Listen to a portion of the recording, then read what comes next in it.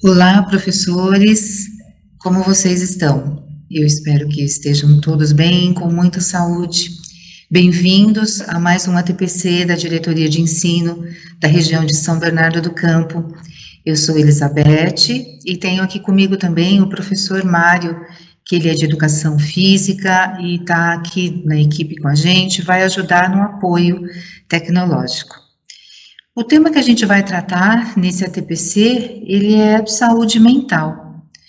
Desde 2020, desde março, então faz 1 ano e 3 meses que nós estamos numa pandemia, enfrentando muitas incertezas, o desconhecido, o medo, algo que nós ainda não temos ao certo quando vai terminar, o que vai acontecer. Então, a gente vem aí tratando desse tema já, né, há muito tempo, e ele é essencial nos dias de hoje, porque nós estamos lidando com algo que é desconhecido para nós.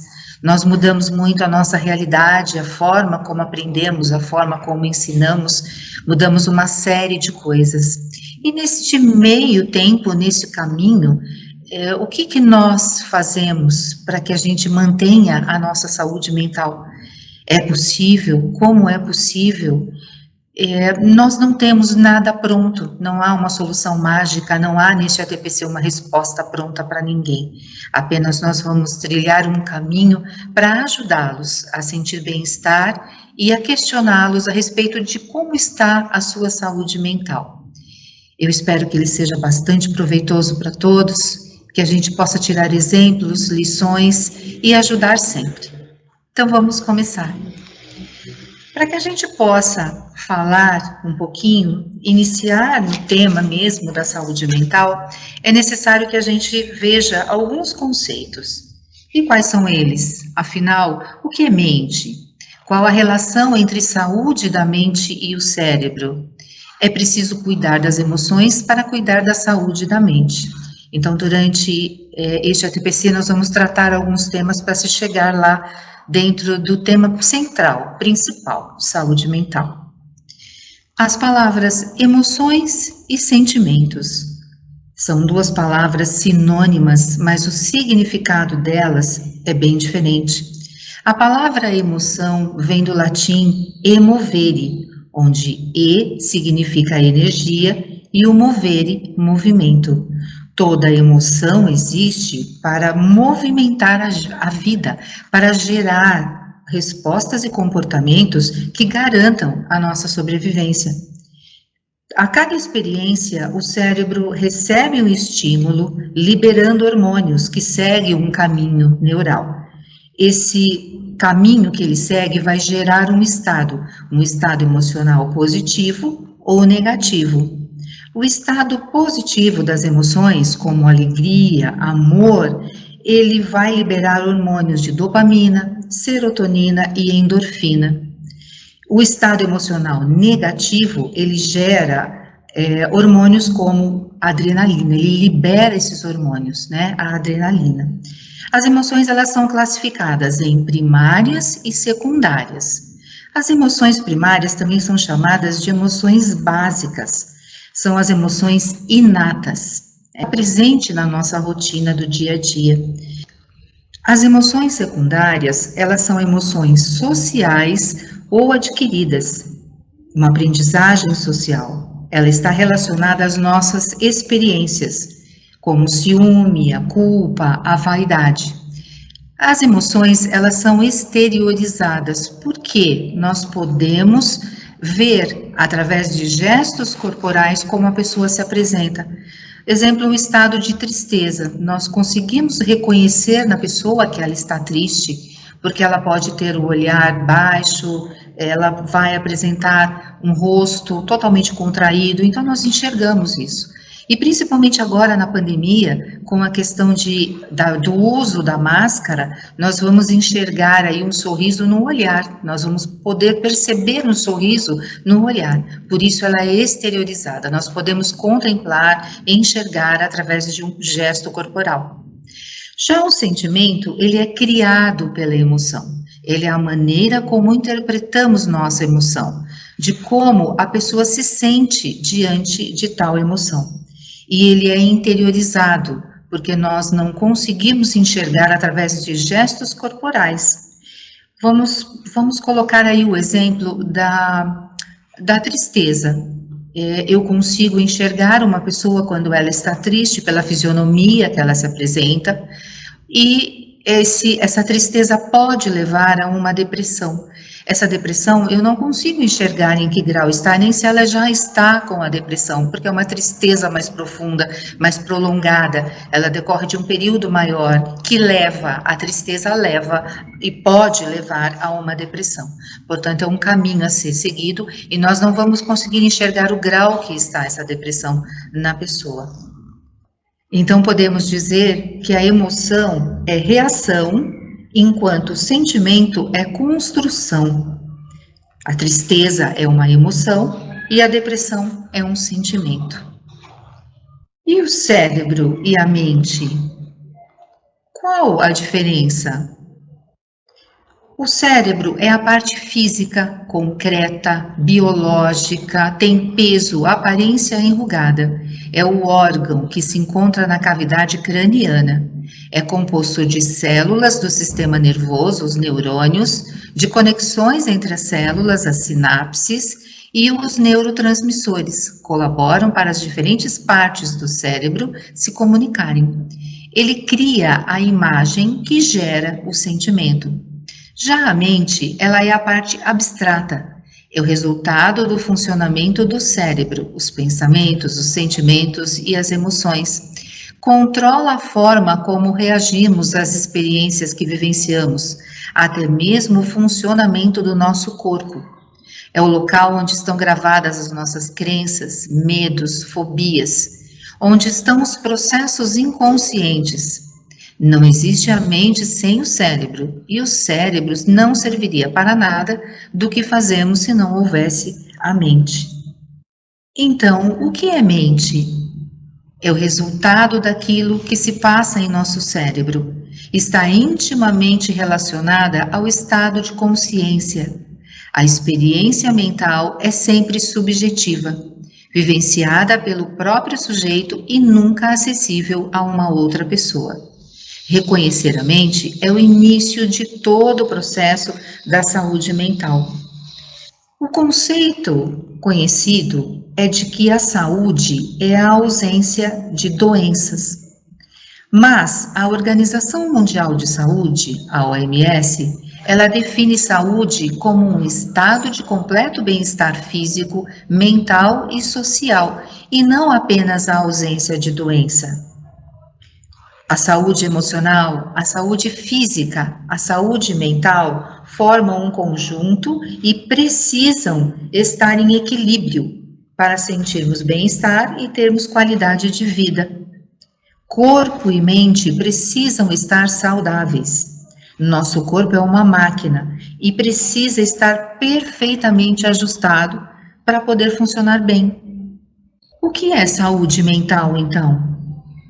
Estar saudável vai além de não ter doenças, envolvendo aspectos sociais e psicológicos. Ter saúde mental é reconhecer, aceitar e reagir frente aos desafios e exigências da vida, saber lidar com as emoções agradáveis e desagradáveis, ter equilíbrio entre emoções e ações, a capacidade de lidar com os desafios da vida, tanto positivos quanto negativos, e reconhecer o próprio limite e buscar ajuda quando necessário. Ter saúde mental é o mesmo que ter autoconfiança, tomar decisões visando bem-estar, saber controlar o humor, alimentar uma autoimagem positiva e administrar emoções perante as frustrações e os problemas habituais da vida.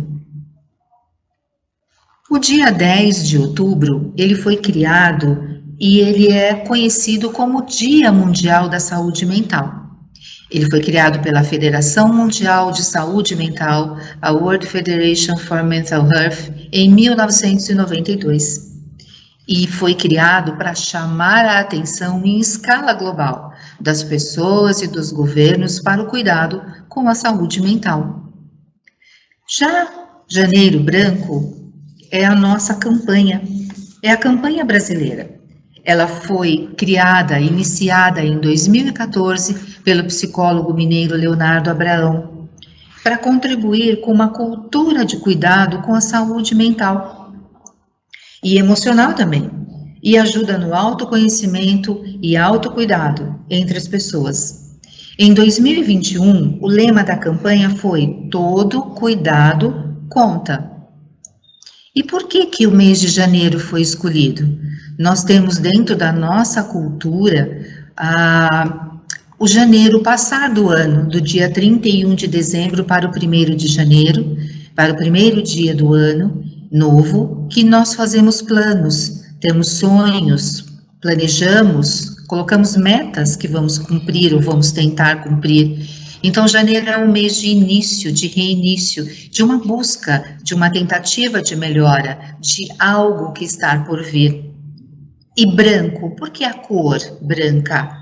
Porque ela é a cor da paz, da pureza, a cor em que também pode ser feita, deixada uma página em branco, para que você possa escrever uma nova história, é recomeçar, é refazer, colocar em prática coisas boas que possam te fazer bem. Agora nós vamos ver fragmentos do vídeo de Adriana Foz.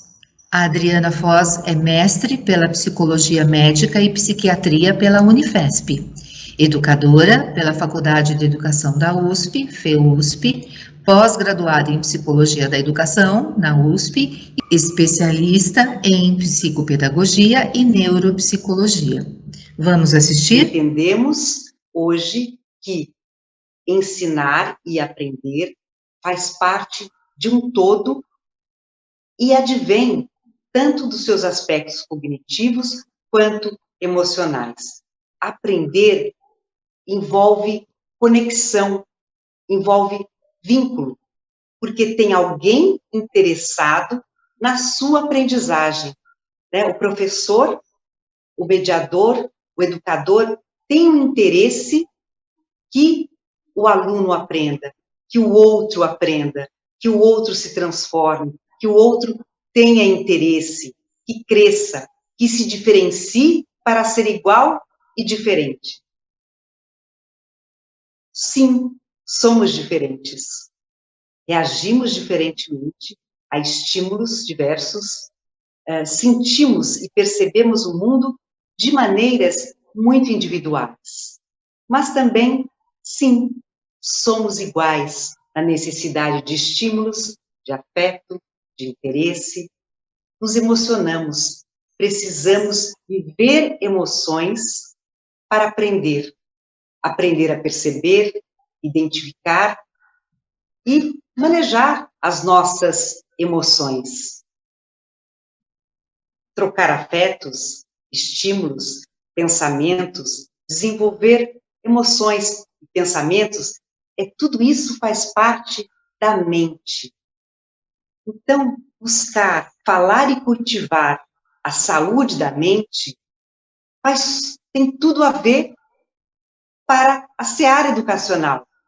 Então, cultivar, instigar e buscar a saúde mental é muito conectado com as ações do educador, porque estamos falando de educar mentes, educar pessoas que apresentam essa complexidade que é cérebro e corpo, e isso advém o que entendemos hoje por mente, que é algo extremamente complexo, porque na mente estão as nossas ferramentas para o aprendizado. Saúde mental é, então, a capacidade para lidar com os desafios da vida, tanto positivos quanto negativos. Envolve habilidades cognitivas, emocionais, de comunicação e comportamentais, que serão desenvolvidas desde a infância, fazendo com que nos tornemos cada vez mais capazes de lidar com circunstâncias cada vez mais complexas. Do mesmo modo, Hoje a gente entende, existem vários conceitos ligados à saúde mental, mas saúde mental, no conceito da Organização Mundial de Saúde, tem a ver com algo que é muito mais até do que um estado de bem-estar, no qual o indivíduo realiza suas próprias habilidades, consegue lidar com as tensões, tanto normais, como aquelas que requerem um pouco mais de esforço, de desafio. Também trabalhar de uma forma produtiva, manter relações interpessoais saudáveis, formar vínculos afetivos e fazer contribuições à sua comunidade. Então, saúde mental é muita coisa, e é muita coisa que está junto e com e pertencente ao universo da escola. Às vezes, e a gente vai ver também outras situações em que a gente vai entender com mais clareza a importância da saúde desta mente para o aprendizado, é quando nós vamos pegar um exemplo do estresse, né? O estresse é aquela situação que, inclusive, ela é fisiológica, todo ser humano, até uma característica de equilíbrio, né, para o funcionamento da neurofisiologia do ser humano. Quando a gente vive o estresse, na verdade, ele tem 3 situações, né? O estresse natural, que é aquele estresse do dia a dia, o estresse necessário para o corpo buscar o equilíbrio. Depois temos um outro momento desse estresse, que é o estresse tolerável, que é quando, de repente, temos um pico no dia, de repente, hoje a gente não tem tanto, não estamos vivendo tanto no trânsito, mas, de repente, um susto grande em casa, de repente cai um vaso na sua casa, de repente faz um barulho, e a gente leva aquele susto, isso vai gerar um estresse maior, ou um estresse para os alunos que estão precisando aprender, que vão ser, de repente, testados, que estão com dificuldade de poder entender a matéria, porque precisariam de uma pessoa mais próxima, e ainda estamos nessa situação desafiadora digital, assim como vocês também, não só um exemplo de algo simples, como um vaso que cai, mas para vocês, professores, educadores, também esse estresse, que é o tolerável, está mais frequente. Por isso que todos nós estamos sentindo, provavelmente, ou mais sono, ou mais cansaço, ou mais ansiedade, ou mais frustrações, porque o momento está trazendo todos esses altos e baixos. E esses altos e baixos, o nosso corpo, o nosso cérebro vai tentar lidar com isto para o quê? Para criar um estado de saúde da mente e do corpo, para que nós possamos caminhar com o máximo das nossas potencialidades. Então, quando a gente pensa no espaço de educação, que hoje não é a escola física, mas é esse espaço de educação que é criado entre o professor, entre suas estratégias e o aluno, estamos falando também de um espaço que deve ser pautado pela saúde da mente. E a gente sabe que para garantir mais saúde da mente, o afeto, o interesse são muito promotores. Menos estresse, afeto e uma boa didática promovem a aprendizagem. Mesmo que a gente não está podendo ensinar, não estamos podendo trazer todo aquele trabalho que fazíamos antes para os alunos, na época que era o ensino presencial, mas hoje podemos fazer também muito, que é esse trabalho de base, de criar o entendimento da importância desses vínculos. Então, esses conteúdos podem vir permeados deste vínculo, e este vínculo é o aprender. Nós só aprendemos se há vínculo. Isso do ponto de vista neurobiológico, isso do ponto de vista sociológico, do ponto de vista afetivo e psicológico. Então, porque quando estamos bem e seguros, estimulados, estamos com mais possibilidade de aprender, não é mesmo? o aprendizado tem tudo a ver com saúde. Afinal, saúde mental é mais que fundamental. Unir, conectar as questões da mente, as questões cognitivas, as questões de professores, de alunos, de todos aqueles que constroem o espaço educacional. Segundo o vídeo de Adriana Foz, precisamos considerar as novas exigências para o desenvolvimento integral de crianças e adolescentes, onde aspectos cognitivos quanto emocionais, tanto cognitivos quanto emocionais, são essenciais na aprendizagem e isso envolve lidar melhor com as próprias emoções e a de outros, saber se relacionar com diferentes pessoas em diferentes contextos, aprender a lidar com mudanças e incertezas, a ter mais habilidades para lidar com a ansiedade e o estresse.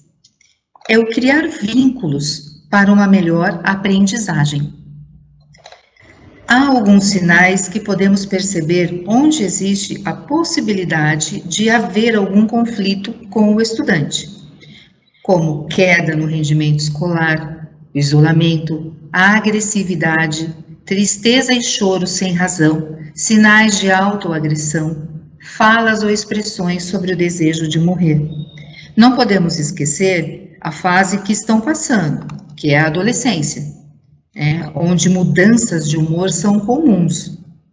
Porém, se alguns desses sintomas se estendem por várias semanas sem uma causa aparente, eles precisam de atenção, pois pode ser um sofrimento emocional. O sofrimento emocional é uma situação passageira. Ele trata de sensações como a ansiedade ou uma tristeza, mas ele tem um tempo delimitado. Ele não se estende muito, ele é um sofrimento emocional. Já o transtorno, ele é uma desordem emocional, que pode ser progressiva e é uma perturbação. A tristeza, ela pode ser um sofrimento emocional, mas se ela for prolongada, se ela for por um período muito grande, ela pode se transformar em uma depressão, que é um transtorno mental. Por isso, é muito importante lidar precocemente com o sofrimento emocional, identificar as situações mais sérias e encaminhar ao serviço de saúde vai permitir que o aluno continue a se desenvolver com plenitude. Quanto mais cedo identificar, ele vai estar livre de um provável transtorno mental. A prevalência mundial de transtornos mentais em crianças e adolescentes está em torno de 13%. Tem pesquisas em 27 países que indicam isso. Ele envolve distúrbios de emoção, pensamento e ou comportamento. Deriva de perturbações na função de vários circuitos cerebrais. Pode variar de intensidade. Leva a comprometimento funcional, interpessoal, social, profissional. Responde a tratamentos baseados em evidências científicas, fornecidos por profissionais treinados. Os transtornos mentais mais comuns. Eu vou falar para vocês, nós vamos mostrar alguns dos transtornos mentais mais comuns em jovens e adolescentes. Vale a pena sabermos, mesmo que panoramicamente, os principais quadros. Importante lembrar que o fechamento de um diagnóstico e de uma abordagem terapêutica cabe ao profissional de saúde especializado. E um olhar atento e cuidadoso do educador, bem como um encaminhamento por parte dos responsáveis na escola, pode mudar o curso de um possível problema de ordem mental. O transtorno de ansiedade, que é o alto nível de ansiedade. É normal sentir-se ansioso em algumas situações, por exemplo, uma entrevista de emprego, uma avaliação escolar. Porém, é um estado de ansiedade de baixa intensidade e ela tem um período delimitado para acabar. O transtorno de ansiedade é quando o nível desta ansiedade ela inclui sensações de desconforto extremo e contínuo e interfere de forma negativa nas atividades diárias e de vida. Essa ansiedade, ao invés de ajudar, ela vai atrapalhar e pode evoluir para um quadro depressivo. O transtorno de déficit de atenção e hiperatividade, o TDAH, ele está associado a 3 esferas: a da desatenção, a da impulsividade e a da hiperatividade, incompatível com a idade e que compromete a funcionalidade da criança ou do adolescente. É importante haver claras evidências de que tal prejuízo seja clinicamente significativo no funcionamento social, acadêmico ou ocupacional. Por exemplo, se eu perder a chave da minha casa, não significa que eu tenho um transtorno de TDAH. Agora, esquecer o lugar onde eu moro, isso pode ser sim um problema. Então, vai depender de todos os aspectos e vai depender de uma análise muito detalhada a respeito do que seja um transtorno de TDAH. A depressão. O conjunto de sinais e sintomas caracterizados por um humor deprimido e prolongado que afeta o dia a dia. Ela vem acompanhada, a depressão, de sentimentos de ansiedade, angústia, desânimo, falta de prazer em quase tudo na vida. É importante diferenciar a depressão da tristeza. O estado emocional de tristeza é passageiro. Sintomas da depressão são mais duradouros e exigem acompanhamento e diagnóstico médico. Você está triste porque um familiar ou algum amigo morreu, isso é normal. Nós sentimos tristezas, sim, ao longo da nossa vida. Porém, se ela se estender por um prazo muito longo, em que a pessoa sente dificuldade em exercer alguma função por conta dessa tristeza prolongada, aí sim é algo que tem que ter um acompanhamento e um tratamento. E isso é uma depressão. A automutilação. A automutilação é qualquer ação para ferir intencionalmente a si mesmo. Em si, ela não representa um transtorno mental, mas ela está associada ao sofrimento psíquico e pode aumentar o risco para suicídio. Pode incluir fazer cortes na pele, arranhões, queimaduras, bater em si, ingerir objetos perfurantes ou morder-se. É uma maneira de tentar lidar com emoções negativas como a frustração, desvalorização, raiva de si mesmo, angústia e rejeição. A automutilação é um sinal de grande sofrimento emocional e um pedido de ajuda que merece atenção, apoio e busca de cuidados. O suicídio é um ato intencional, autodirecionado, cujo objetivo final é a morte. Tudo que tem a ver com o suicídio deve ser contextualizado a partir da realidade social vivenciada pela pessoa que o cometeu. Ainda assim, dificilmente entenderemos toda a subjetividade e sofrimento envolvido. Por si só, não é um transtorno mental, mas na maioria das vezes está associado a algum tipo de transtorno.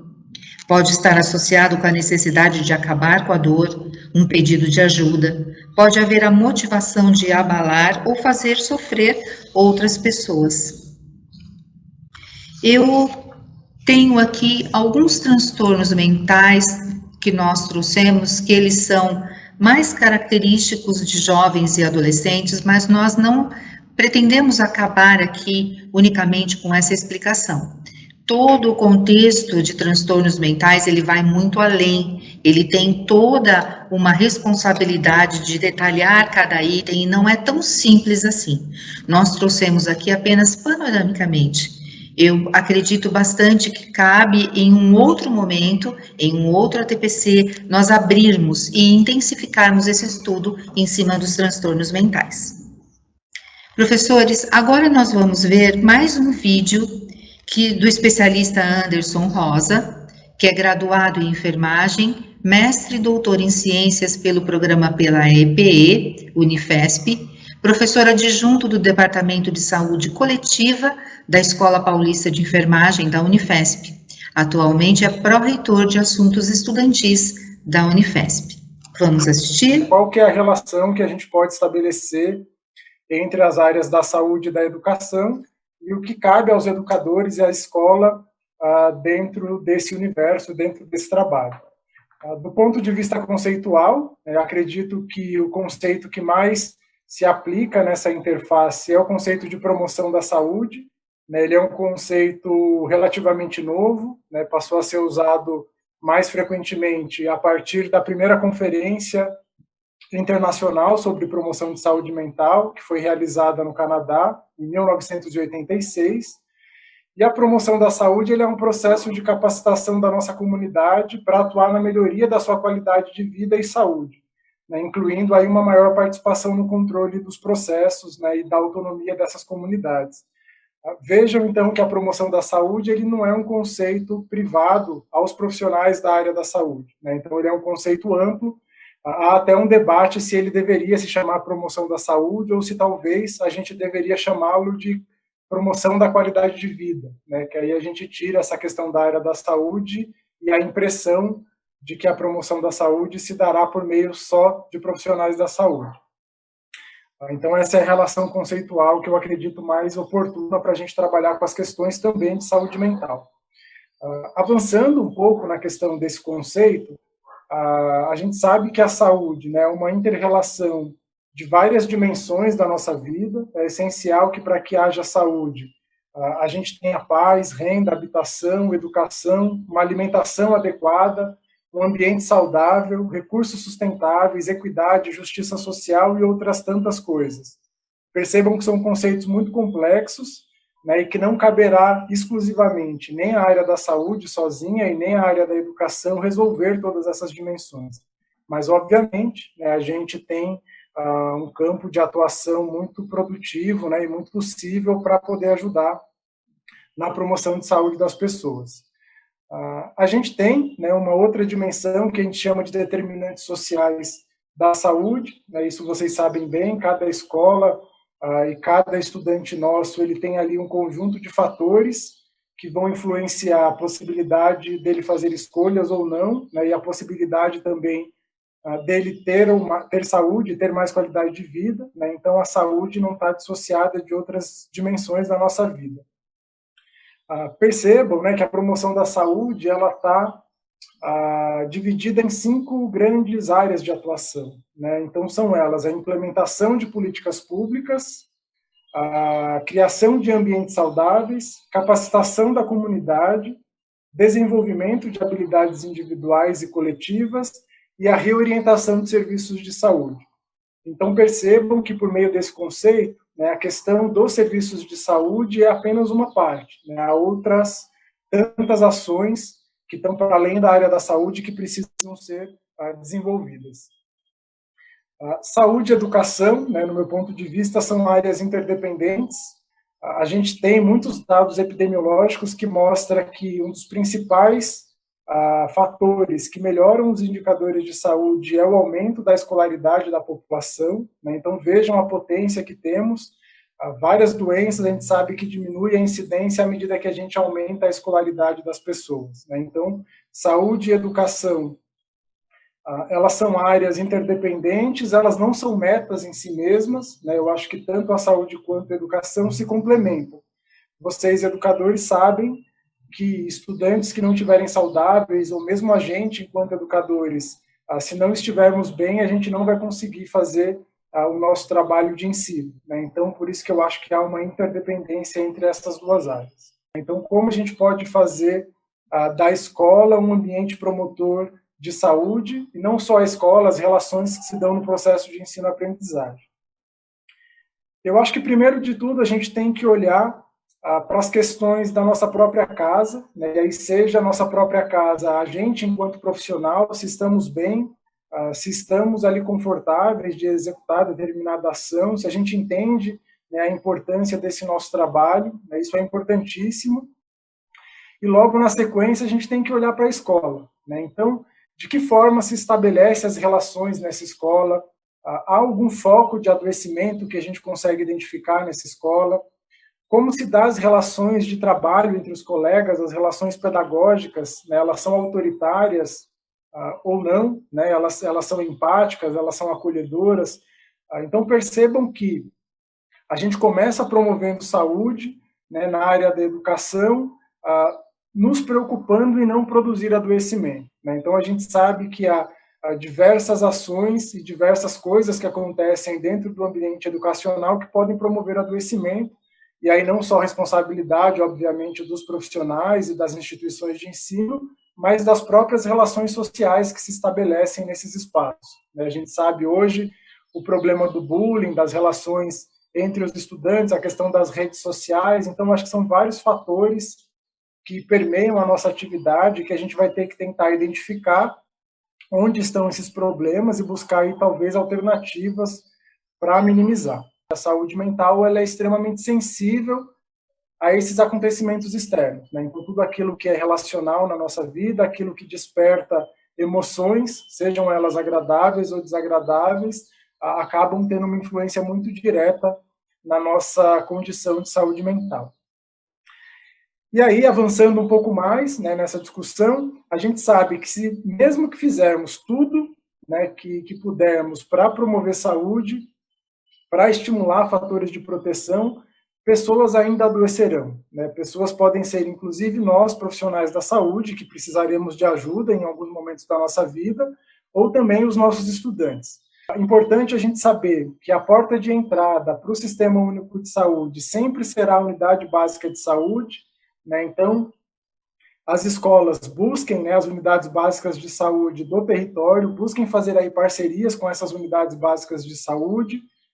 A unidade básica de saúde é responsável por fazer o trabalho de atenção primária à saúde, né? Um trabalho desse tipo, bem realizado, é capaz de solucionar 80% dos problemas de saúde da população, né? Então, é um serviço muito potente. Uma vez esse estudante nosso estando dentro do serviço de saúde, de uma unidade básica de saúde, os profissionais conseguirão avaliá-lo e, eventualmente, encaminhar para um outro serviço, né? Talvez um serviço específico de saúde mental, como o Centro de Atenção Psicossocial, né? Mas esse encaminhamento dentro da própria rede de saúde caberá à unidade básica de saúde.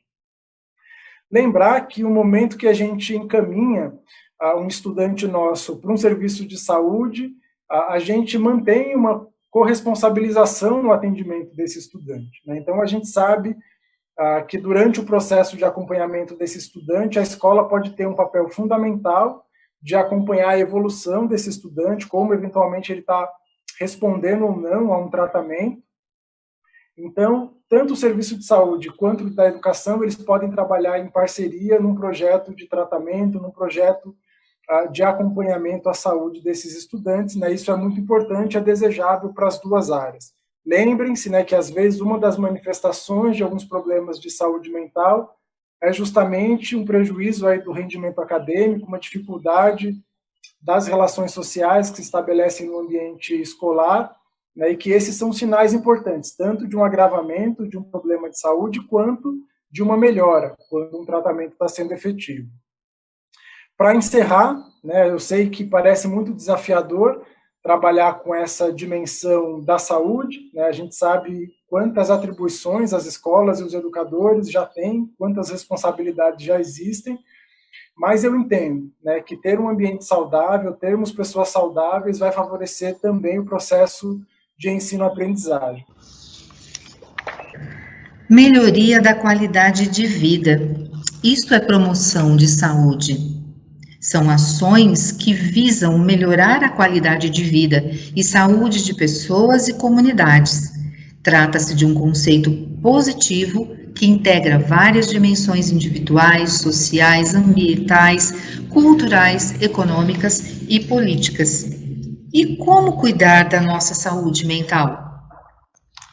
A Organização Mundial de Saúde elegeu o sono, as atividades físicas, e aumentar as habilidades emocionais para lidar melhor com o estresse como os pilares fundamentais para a promoção da saúde mental.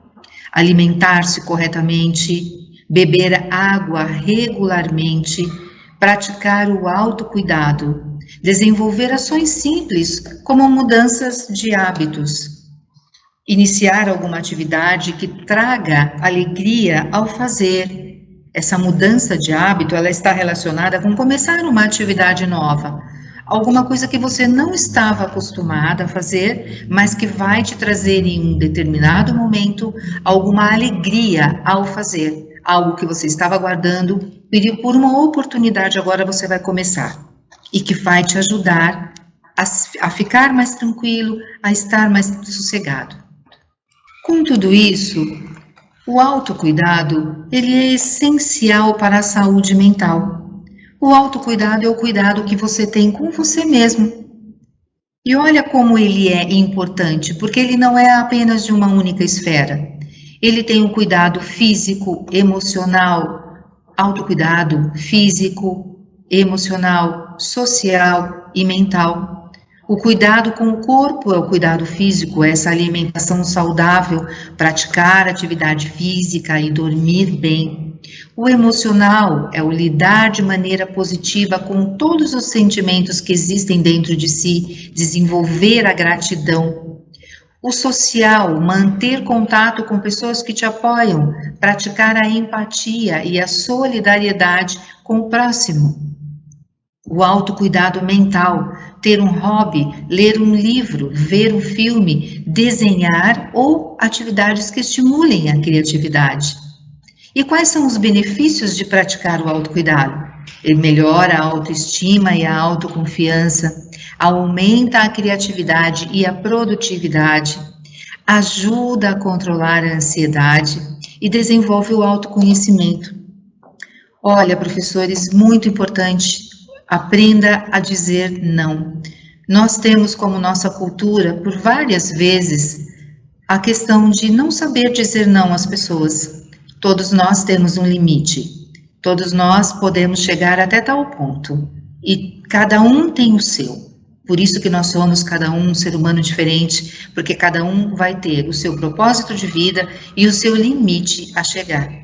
Quando nós ultrapassamos o limite do que eu consigo fazer, eu não vou dizer não porque eu não consigo dizer não a essa pessoa, isso vai acabar me prejudicando em algum momento. Deixar de fazer algo só para atender alguém que te pediu alguma coisa não vai te ajudar. Vai fazer bem a alguém, mas e a você?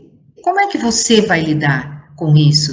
Nós já temos tantas atribuições, nós já temos tantas coisas a fazer.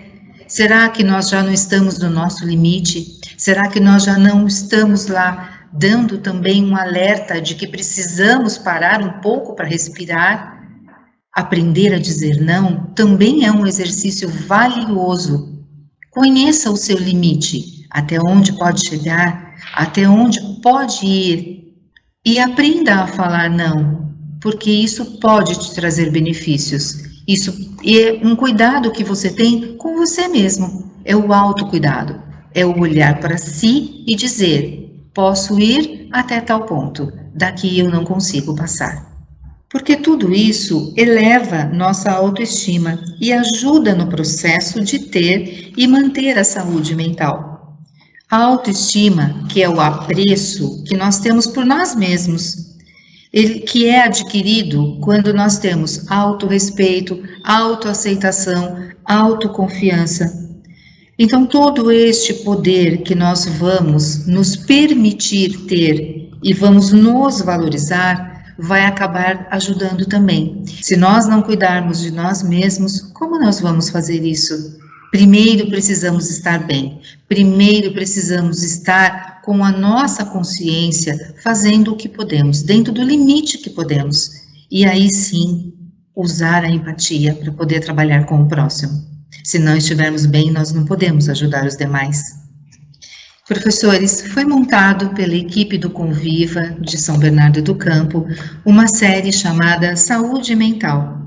Essa série ela está disponibilizada no site da Diretoria de Ensino e ela tem alguns episódios que já estão lá postados, que vocês podem se basear para poder falar sobre saúde mental, conhecer um pouco e também falar com quem precisam sobre isso.